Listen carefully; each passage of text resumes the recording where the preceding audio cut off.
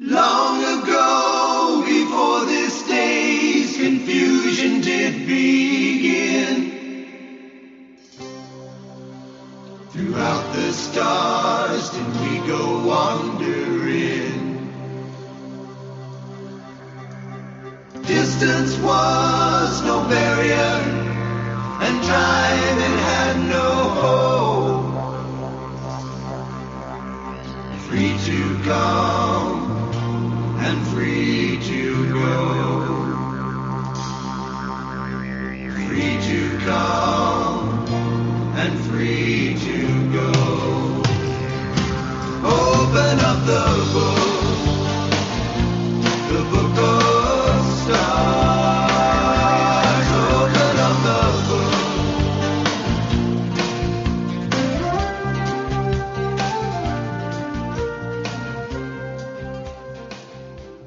Hello, everyone, and welcome to Karmic Evolution's Astrologically Speaking podcast. I'm your host, Sheri Horn Hasan of Karmic Evolution Astrology, and I'm coming to you on July 14th, 2023 from Contact Talk Radio. Just a quick reminder that this show aims to bring you the truth about astrology and your soul's karmic evolution. First, as usual, my usual housekeeping stuff, which is to tell you can listen to this podcast anytime by simply going to my website at KARMIC and clicking on the upper right-hand portion of the banner labeled podcast.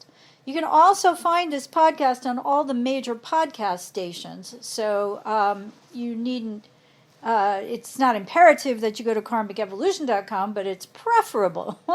In any case, once you're there, you can scroll down the page, hear the most recent podcast, and or search the archived listings for past podcasts that you might have missed or to which you want to listen again. And, a reminder that the show drops every Friday now at 11 a.m. Pacific and 2 p.m. Eastern. So you can listen then or any time after. And while you're on that website, should you choose to go there, you'll see above the most recently posted show a downloadable freebie labeled How to Keep Your Sun Sign Happy, which is friendly advice for every sun sign from renowned evolutionary astrologer Stephen Forrest about what each of us, depending on our individual sun sign, needs to be happy.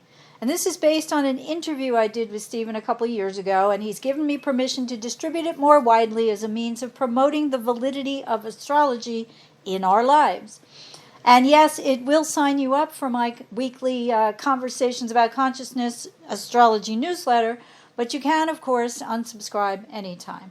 So be sure to grab it when you listen to this podcast, whether you do so again live or after the fact, and enjoy some of Stephen Forrest's words of astrological wisdom. Separately, you can always follow me on my Facebook page, which is Karmic Evolution for Your Soul, and you can find me on Instagram under karmic.evolution. So feel free to follow me there as well.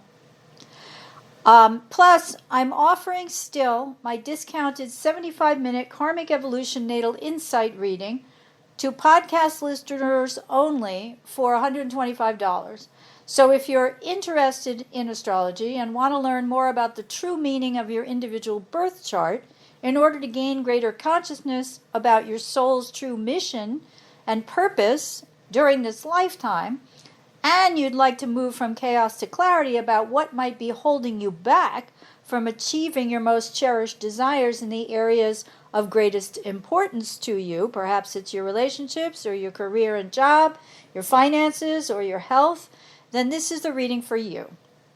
We'll take a look at how the energies into which your soul decided to be born in this lifetime may be keeping you stuck in old habitual patterns, or what I call soul-conditioned behavior, and how such knowledge can assist you to make different, more positive choices moving forward. So if you'd like to co-create your own future happiness using astrological insight, as I like to say, that's easy when you take advantage of my special discounted offer, which you can find at KARMICEvolution.com/karmic125 or 125.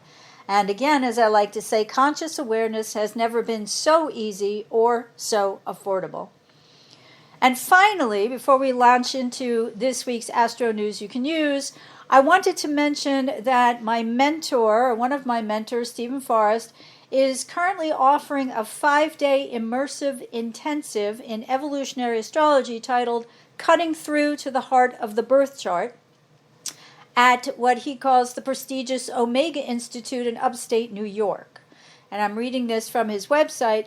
It says, astrologer and author Stephen Forrest has traveled worldwide to teach his brand of choice-centered evolutionary astrology, an integrative system which marries grounded humanistic psychology and ancient metaphysics, placing them in the context of free will and personal responsibility.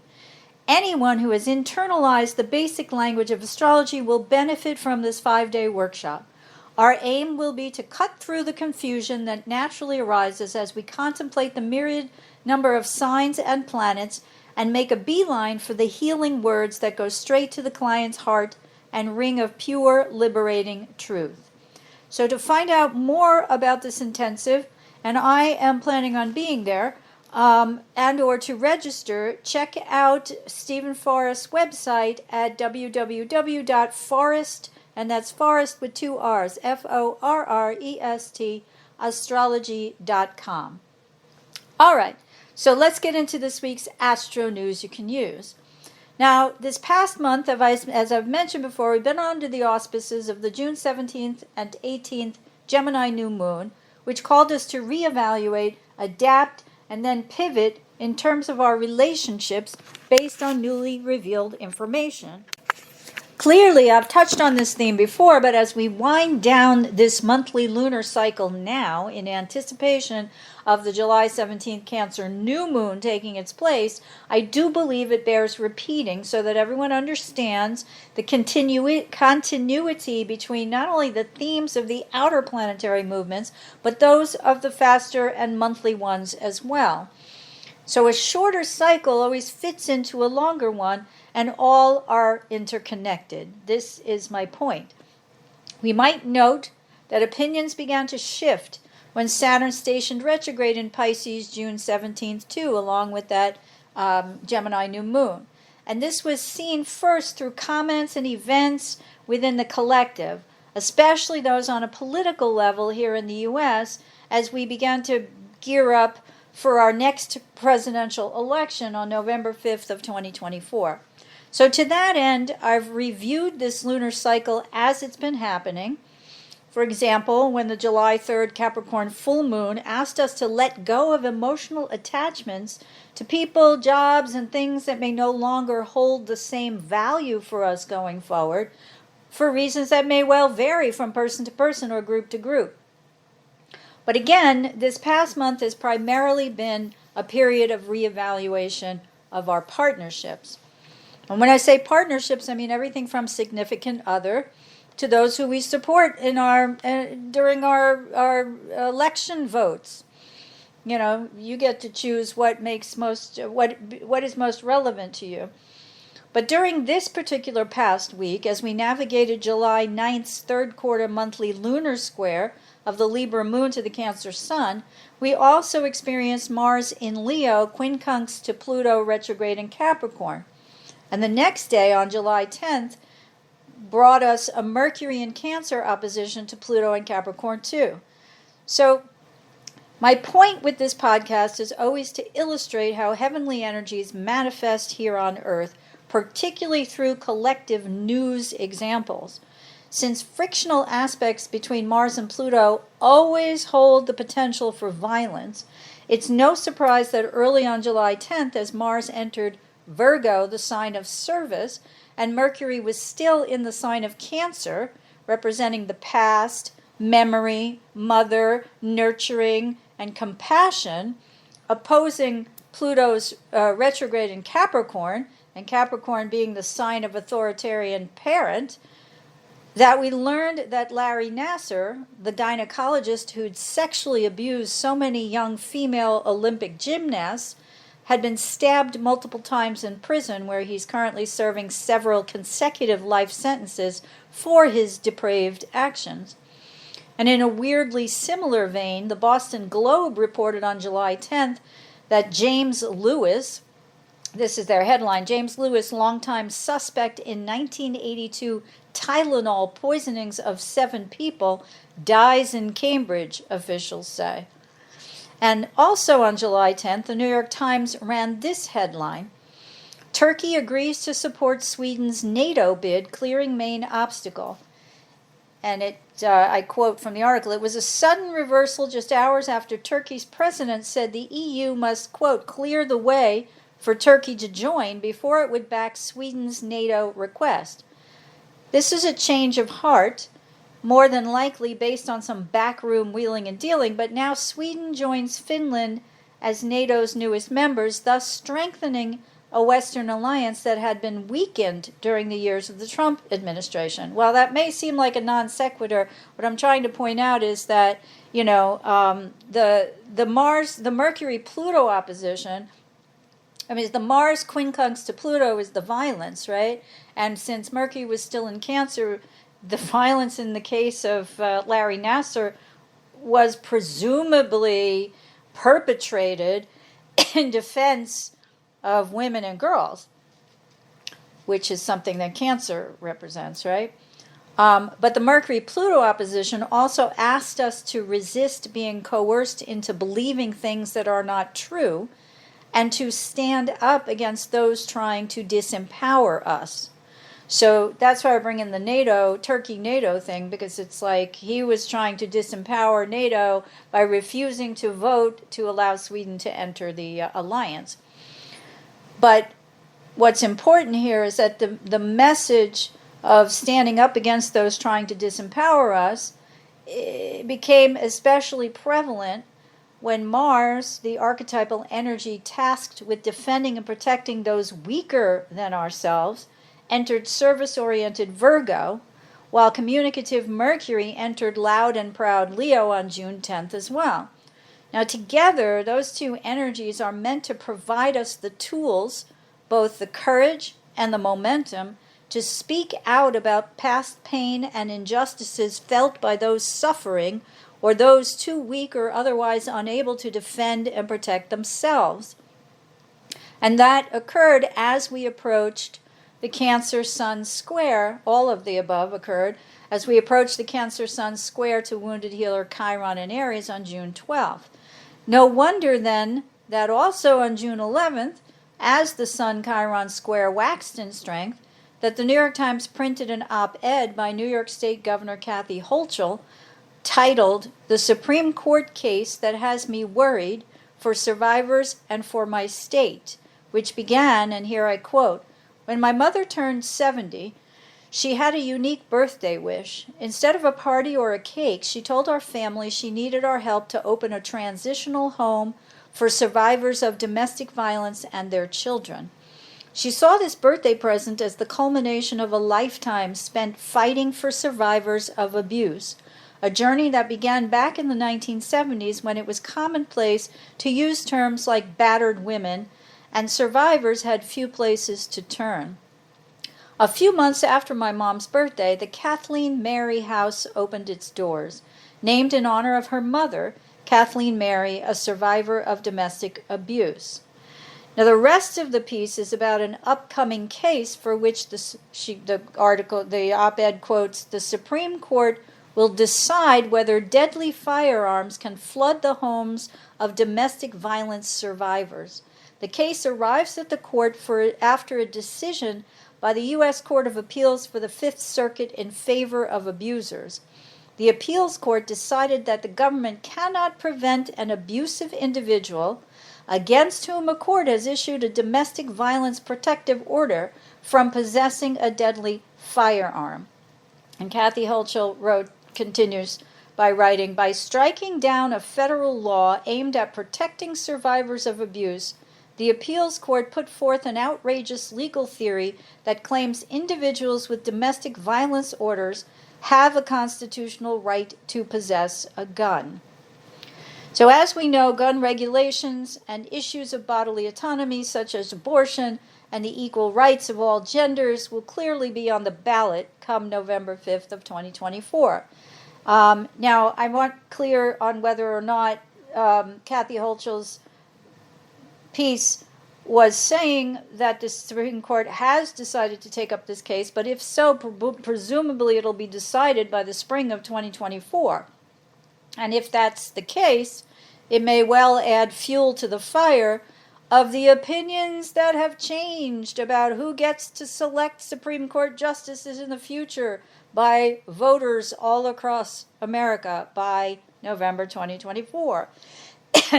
Now, in the short term, Mars will remain in the sign of health, service, and work as it relates to our everyday daily routines until August 27th, while Mercury flits through Leo only until July 20th, when it then joins Mars in Virgo for a short time. Right now, however, the Cancer Sun's exact sextile to Uranus and Taurus, which perfects later today on July 14th, provides us opportunities for new experiences, ones that grant us greater insight into both our relationships and the world around us. This aspect, meant to stimulate our curiosity and imagination, frees us to think more independently now. And that, in turn, helps us adjust any previously harbored fantastical notions, particularly about our relationships, toward more realistic partnership goals going forward, as Venus in Leo quincunxes Neptune retrograde in Pisces on July 15th. Now, before I move into the energies of the upcoming July 17th Cancer new moon, let's take a look at how much viewpoints, attitudes, and opinions about former partnerships have changed this month, as reflected again back to us through the collective, especially since Pluto's station retrograde in Capricorn from May 1st, Saturn's retrograde in Pisces from June 17th, and Neptune's retrograde in Pisces since June 30th. It's clear that public opinion about the U.S. Supreme Court has continued to plummet this past month as additional information has been revealed about how conservative dark money billionaires have managed to pack the court with justices who hold divergent positions from the majority of Americans on issues, some of which I just mentioned: abortion, voting rights, religious rights, gender and sexual equality, affirmative action, and so much more. However, it's only recently that congressional figures like Senate Judiciary Committee Chair Dick Durbin and Senator Sheldon Whitehouse have more publicly and vociferously called for the creation of an ethics rules that would guide the Supreme Court justices. In short, it would make them accountable for things like required recusals when it comes to ruling on cases involving billionaires from whom they've accepted gifts and hospitalities. Congress is saying now that this is necessary given new information about the lack of several justices' disclosures about such things, especially since Supreme Court justices have been without any ethics rules since the Supreme Court's inception in 1789. Now, akin to the battle between the U.S. Supreme Court's lack of transparent ethics guidelines and its growing rift with the American public in terms of differing values over important issues like those just mentioned, we've been seeing something similar happening in Israel, too. The current battle between Israeli Prime Minister Benjamin Netanyahu and his coalition with the religious right there has resulted in nationwide protests over the past few months. And those protests have to do with that nation's Supreme Court, which Netanyahu and his ultra-conservative cronies have been trying to wrest power from by passing new rules that allow politicians to overrule court decisions. Well, what we've seen this past month, particularly during the waning portion of the current monthly lunar cycle, is the warning of a potential loss of support from the U.S. government, which has clearly been one of Israel's staunchest supporters, both morally and financially, since that nation's inception. Any withdrawal of American support would clearly represent a change of heart based on reevaluation of Israel based on changes that it's proposing to its high court. Now, as per a July 11th New York Times op-ed piece by its former Israeli bureau chief, Thomas Friedman, and here I quote, "Why is Israel's cabinet trying to crush the country's Supreme Court?" And remember, this is a day, 2 days after the Mars quincunx to Pluto, and the day after Mercury opposed Pluto as well. Why did President Biden, this piece goes on, tell CNN that, quote, "this is one of the most extreme," unquote, Israeli cabinets he'd ever seen? And why did the U.S. ambassador to Israel just say that America is working to prevent Israel from, quote, "going off the rails"? Kind of ironic, huh? But that's my point. The short answer to all three questions, this is Friedman's words, is that the Biden team sees the far-right Israeli government, led by Benjamin Netanyahu, engaged in unprecedented radical behavior under the cloak of judicial reform, quote unquote, that is undermining our shared interests with Israel, our shared values, and the vitally important shared fiction about the status of the West Bank that has kept peace hopes there just barely alive. And he continues, on Monday, the judicial overhaul bill received the first of the three readings it needs to pass, which Netanyahu's cabinet says it wants done by the time the Knesset recesses for the summer on July 31st. Can you imagine the U.S. amending its constitution in just a few months with no serious national debate or expert witnesses or attempt by the national leader to forge a consensus? Thomas asked, or Friedman asked, sorry, not Thomas, Thomas Friedman asked. This re-evaluation of partnerships, and these are my words again, was further highlighted since the monthly lunar cycle's third quarter square July 9th, when Finland was accepted into NATO, and Turkey, as I already mentioned, after removing its objection, cleared the way for Sweden to become part of NATO as well. Meanwhile, I'd mentioned during my last podcast that President Zelensky reiterated his request to NATO. Oh, you know what? I don't know if it was on the podcast. I think it was on my in my post and my newsletter.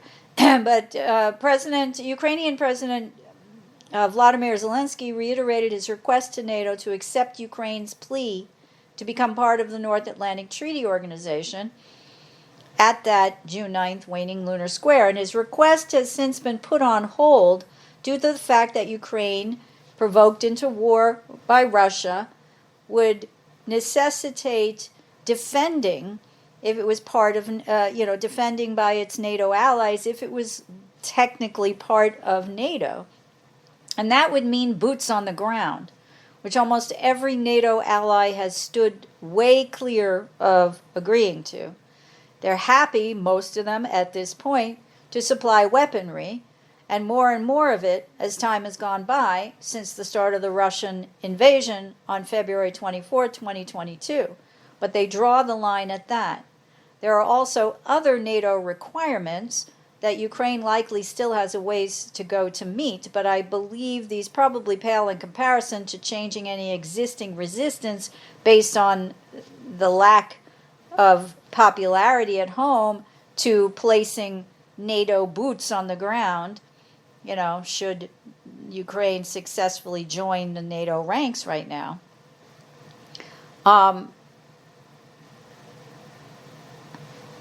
So this is a quagmire, but the important part is the strengthening of NATO, right? Which had been seriously weakened during the Trump administration. So this is a change in alliances, partnerships. That's what I'm trying to point out. Since the Gemini new moon a month ago, there's really been quite a lot of sweeping things that have happened. Another topic of interest that caught my eye this past week was the U.S. Department of Justice deciding that it will no longer defend, and I say read shield, Donald Trump, a past sitting president, in his second defamation suit brought against him by E. Jean Carroll. And one First Amendment lawyer noted this past week that this decision came under the, quote, issue preclusion doctrine, which states that once a case is litigated, You can't come back and start all over again with the same issues. And this lawyer said he resoundingly, meaning Trump, resoundingly lost in May. So that's all done. All that remains is for Carol and her lawyers to talk about damages.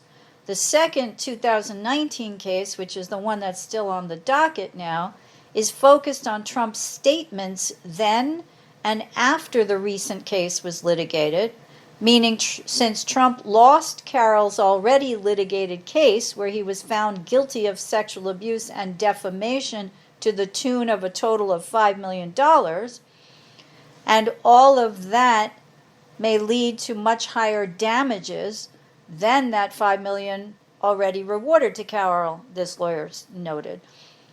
So why did the DOJ change its opinion that a former sitting president cannot be charged?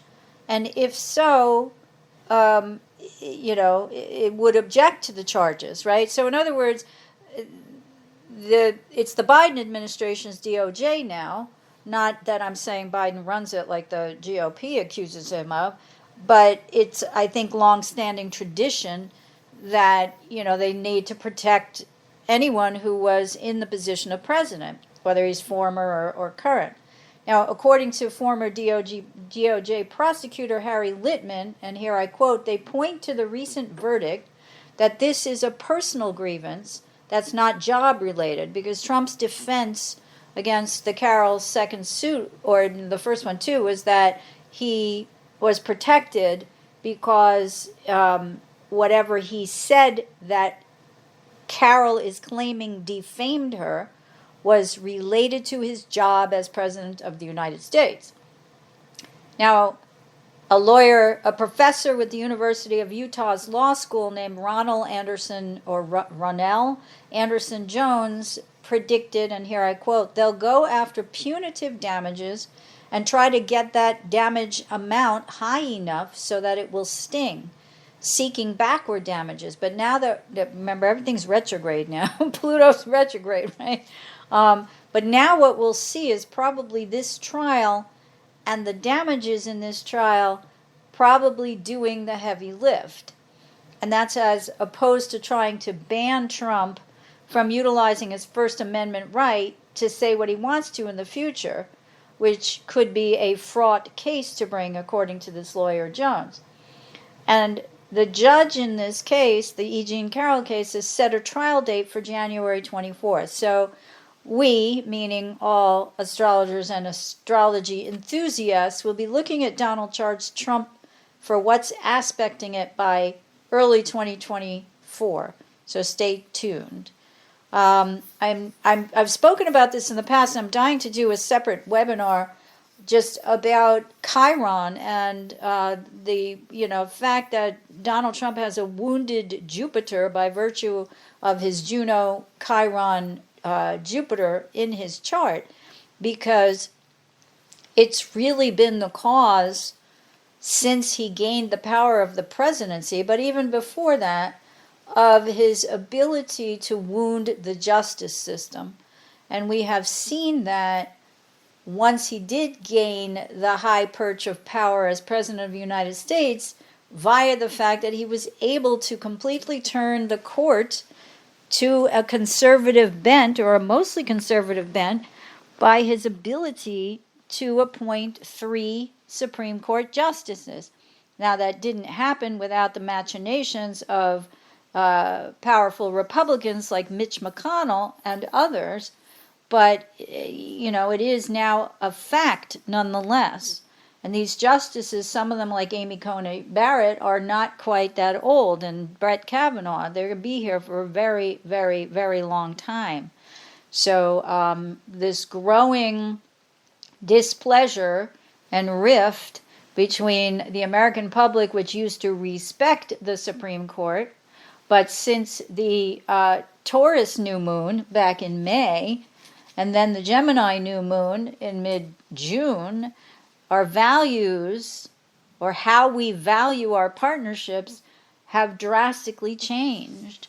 And, I'm talking about here, like I said, collective partnerships. The majority of people have changed their opinion at this point based on the Supreme Court's rulings, based on the wounds that wounded Trump's Jupiter has forced on the court, in addition to the other machinations of people like GOP Congressman Mitch McConnell, especially when he was the House Majority Leader, to place so many conservative justices on the court, like, for example, Aileen Cannon, who is, of course, again presiding over a case involving Trump and these classified documents.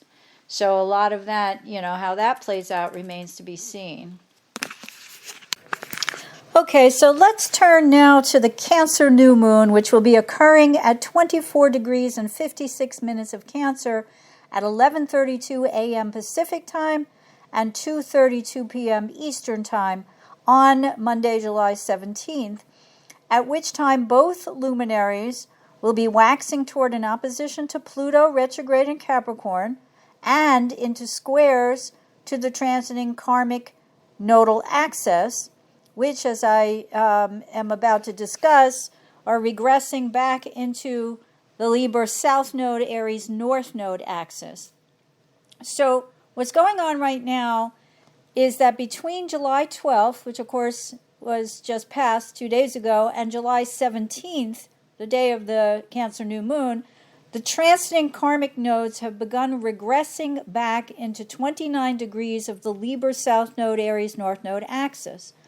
The difference in exact dates represents the variance between the mean and true nodes, something I've spoken about in the past, but I'm not going to go into right now, which use slightly different calculations.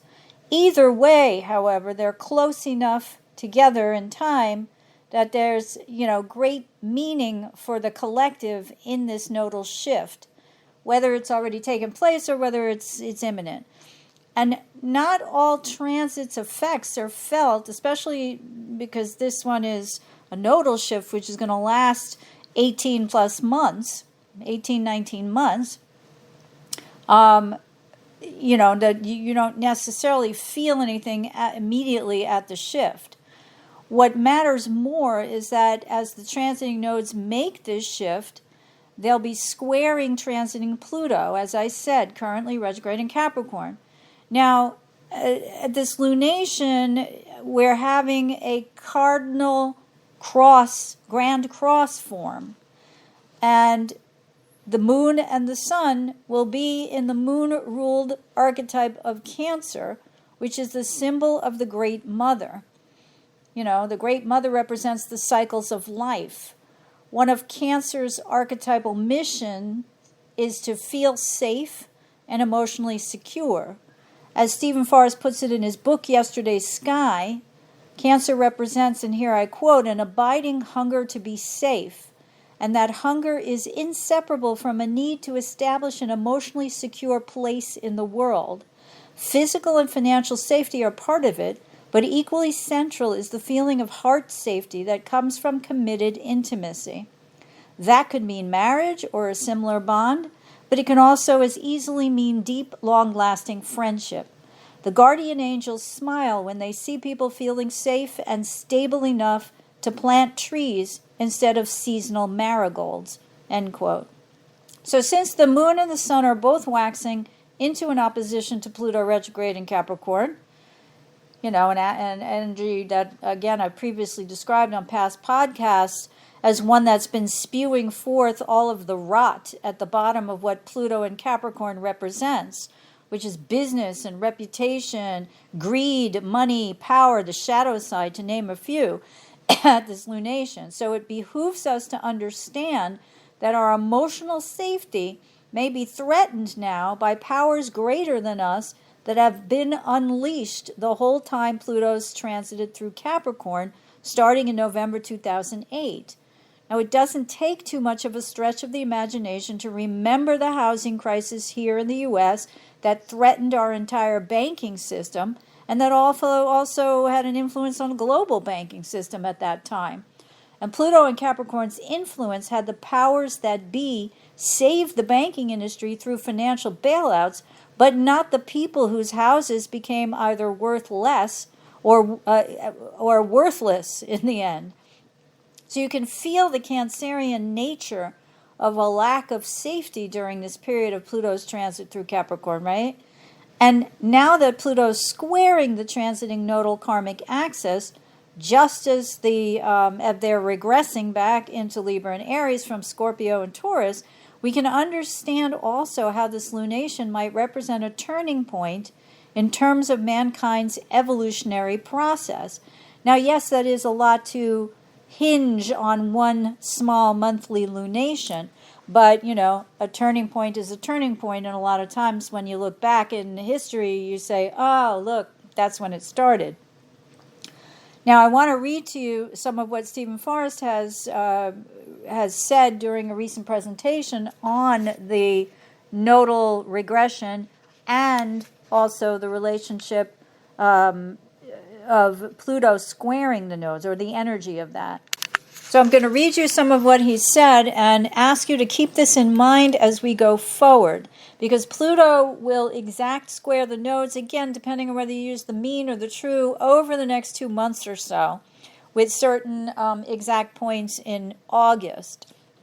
But the energy is being felt beginning now. And Stephen Forrest says there's a fundamental relationship between Pluto and the nodes. Pluto, the lord of the underworld, correlates with the unconscious mind, linked to our deepest psychological issues. The South Node is the same, so Pluto and the South Node are locked in a tremendous gravitational resonance with each other.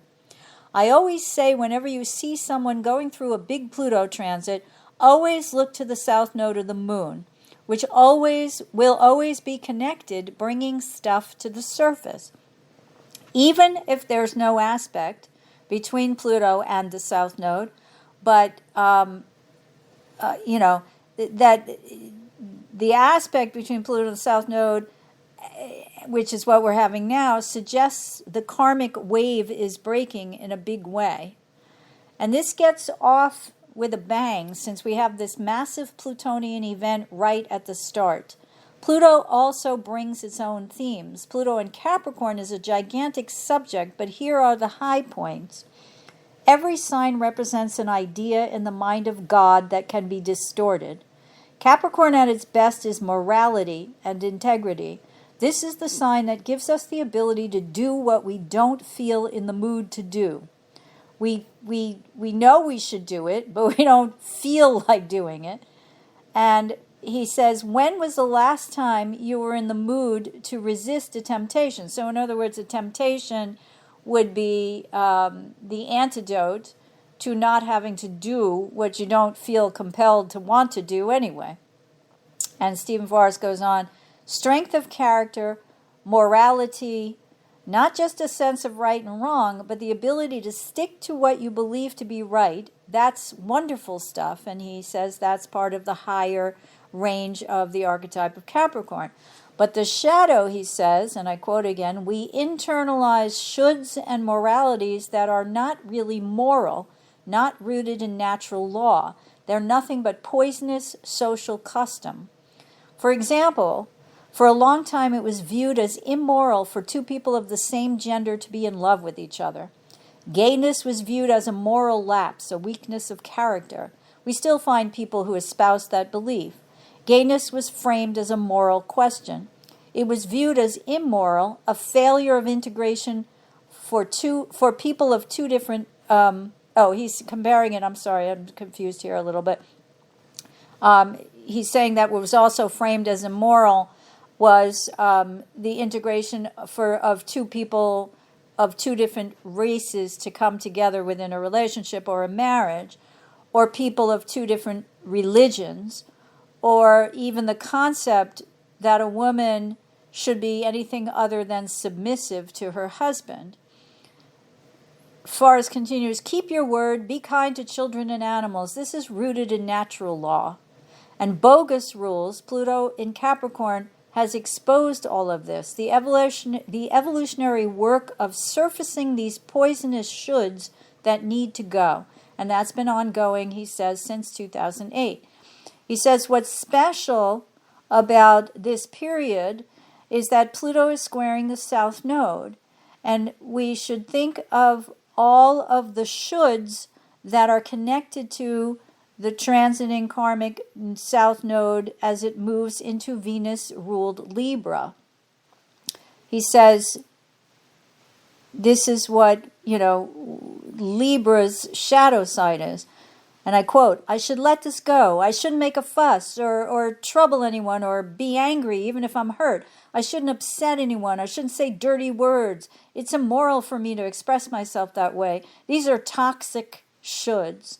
Pluto's square about the specific Libran shoulds having to do with bogus ideas about our relationships. I'm going to say that again. Pluto's square, what he's saying is bringing to the surface the specific things that the Libran archetype, now that it's moving into the South Node energy, affecting the entire collective, is that it'll bring to the surface all of the things that some of us think we should do, but that those shoulds are actually bogus ideas that we've had that were probably socially influenced or had about our relationships that comes from some of these poisonous ideas through different time periods. He goes on to say, we'll see opportunities to do that inner work.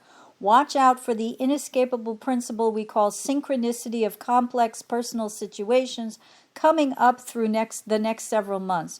You'll hear the bell going off in your head and see the structure underlying the specific event, and it'll help you navigate your special direction, standing up for yourself, telling the truth. This is the Aries North Node. Being assertive, putting issues on the table to work out. But he says, if we can't work it out, well, all right, that's okay too. Libra's interdependent, and that's not a negative statement, he goes on. Aries is not immune to love or relationship, but it is about independence. And so this represents an opportunity for a breakthrough in understanding. Stephen Farris has a way of putting these things that I think just resonate. So he says, I am not half of something. There's no one in this world I could not lose and still be myself, have my spirit, have my life. My existence does not derive from a relationship with another person. In this particular case, Pluto and Capricorn is talking about self-sufficiency. And he says he's not talking about the sociopathic kind of self-sufficiency of a hermit, but rather the idea that I can't be alone by myself for the evening, and to develop the kind of constitution where he says it doesn't make me crazy to hear my own inner voice and hang out for a while when I'm alone. And he says Aries is also part of that kind of solitude, like Capricorn. He says the ruler of the South Node represents each of us in our individual charts in prior lifetimes. That represents different dimensions of what each of us were. But collectively, while the South Node's in Libra, it's Venus ruled. So it's critically important, he says, with the Libra South Node to pay close attention to transiting Venus during this period, as it will alert you to specific elements of this outworn karmic pattern. So again, a lot of the focus, especially since, like I said, the May 19th Taurus new moon, which put our focus on growing new sets of values, particularly in partnerships, because Juno was involved in that lunation, and again with the Gemini new moon in June 17th and 18th, and these retrogrades that I've mentioned since then, that we are looking at, reorienting ourselves in partnerships. And the other thing that struck me about his writing is that he uses the term, when we're looking at the South Node in Libra, negatively, of polite dishonesty. Where have you been dishonest because you didn't want to provoke a conflict? And what was the price that you had to pay for that? Again, we can look at this both from the collective viewpoint and we can look at it from a personal viewpoint. It's going to matter where these transiting nodes are regressing in everybody's individual chart. But that's the macrocosm. The microcosm is that, in short, the upcoming July 17th Cancer new moon opposite Pluto and square the transiting karmic nodes, newly regressed into Aries and, Libra and Aries, as I said, forms a cardinal grand cross. And this lunation is asking us to adapt to evolutionary changes that are coming or that are currently in play, or risk becoming obsolete or extinct. And as always, the choice is ours to make. So, given that Pluto's squaring the nodes for everyone, not just a random few people on Earth, it stands to reason that its effects will be widespread. And what affects not just a few, but everyone right now? Well, it seems to me the most obvious answer to that question is, how about climate change? Now, on July 13th, which was the day before this podcast drops, the Washington Post ran a story with the following headline: "Floods, fires, and deadly heat are the alarm bells of a planet on the brink." Quote, "The world is hotter than it's been in thousands of years, and it's as if every alarm bell on Earth were ringing. The warnings are echoing through the drenched mountains of Vermont, where 2 months of rain just fell in only 2 days. India and Japan were deluged by extreme flooding. They're blaring from the scorching streets of Texas, Florida, Spain, and China, with a severe heat wave also building in Phoenix and the Southwest in coming days. They're burbling up from the oceans, where temperatures have surged to levels considered beyond extreme. And they're showing up in unprecedented, still-burning wildfires in Canada that have sent plumes of dangerous smoke into the United States. Scientists say there is no question that this cacophony was caused by climate change, or that it will continue to intensify as the planet warms. Research shows that human greenhouse gas emissions, particularly from burning fossil fuels, have raised Earth's temperature by about 1.2 degrees Celsius or 2.2 degrees Fahrenheit above pre-industrial levels. Unless humanity radically transforms the way people travel, generate energy, and produce food, the global average temperature is on track to increase by more than 3 degrees Celsius or 5.4 degrees Fahrenheit, according to the Intergovernmental Panel on Climate Change, unleashing catastrophes that will make this year's disasters seem mild. The only question, scientists say, is when the alarms will finally be loud enough to make people wake up. "This is not the new normal," said Frederic Otto, a climate scientist at Imperial College London. "We don't know what the new normal is. The new normal will be what it is once we do stop burning fossil fuels, and we're nowhere near doing that."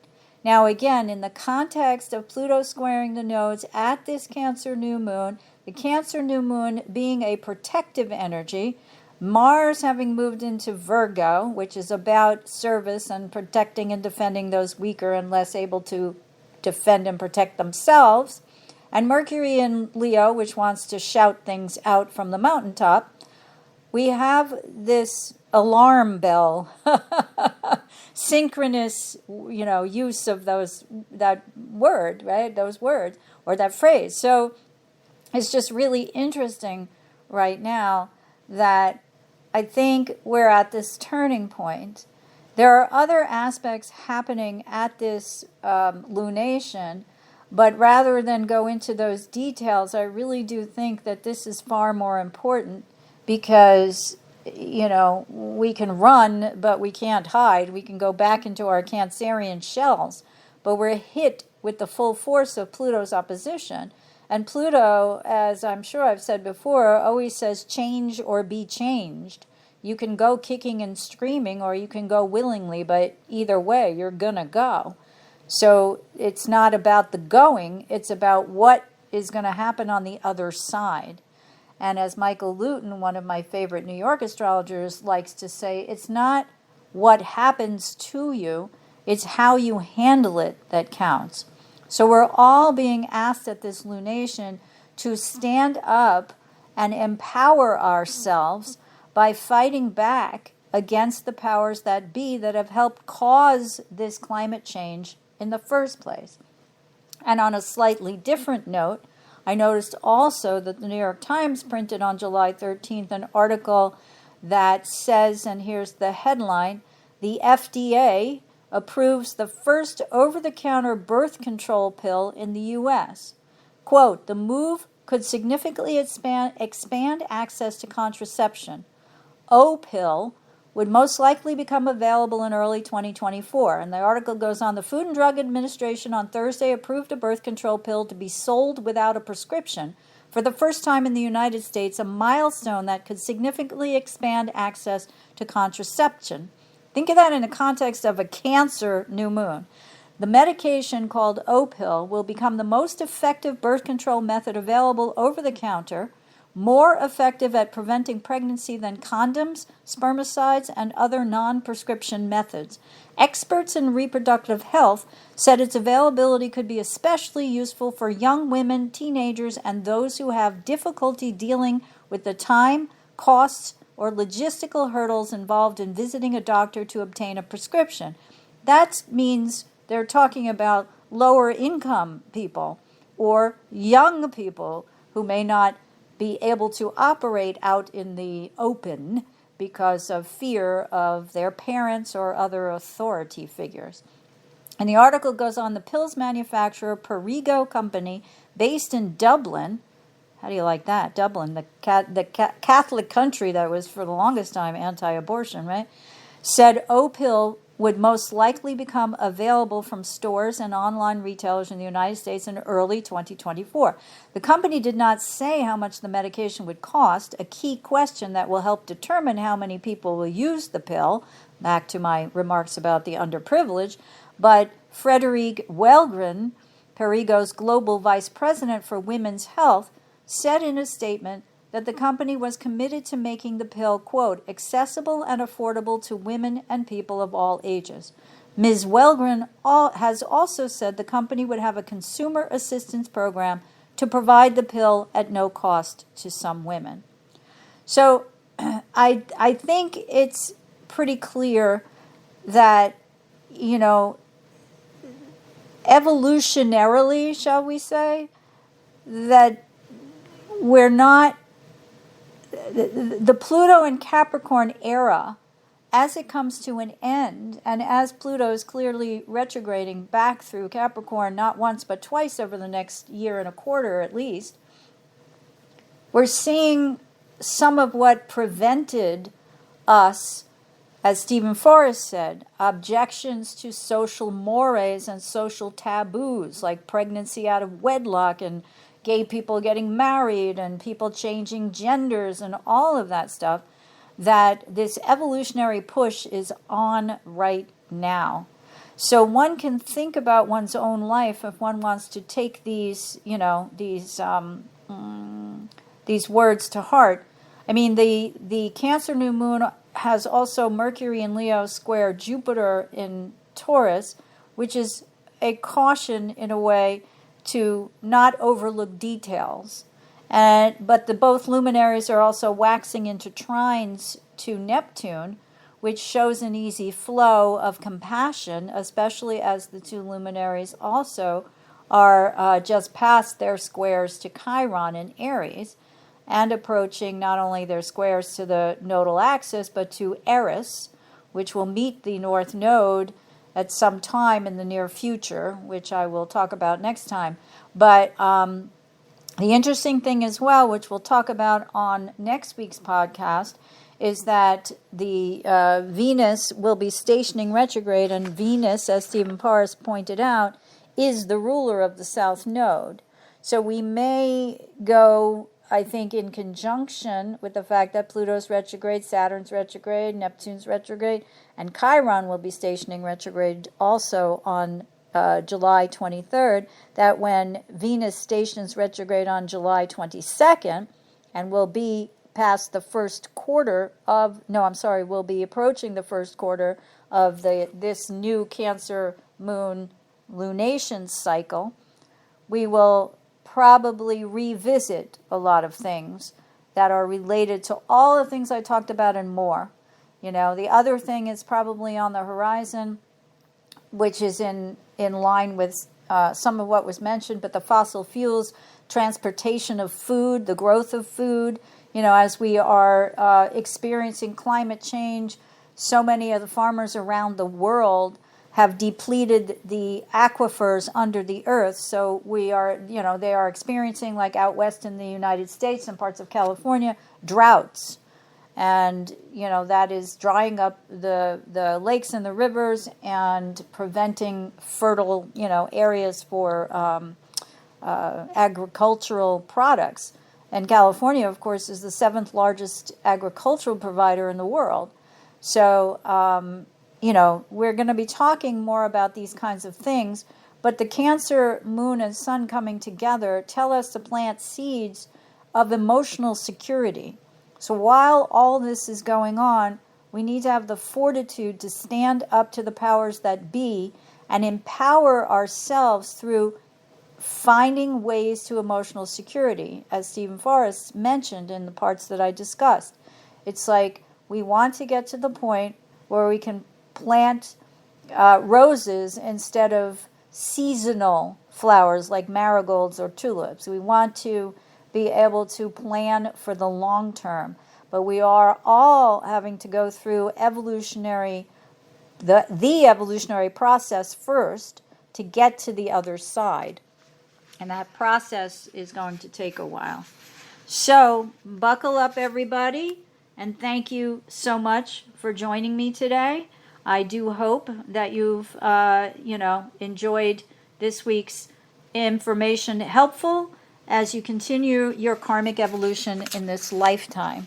Please be sure to join me next week on July 21st for another episode of Karmic Evolutions, Astrologically Speaking. Until then, may your journey be filled with karmic healing and the joy of greater consciousness.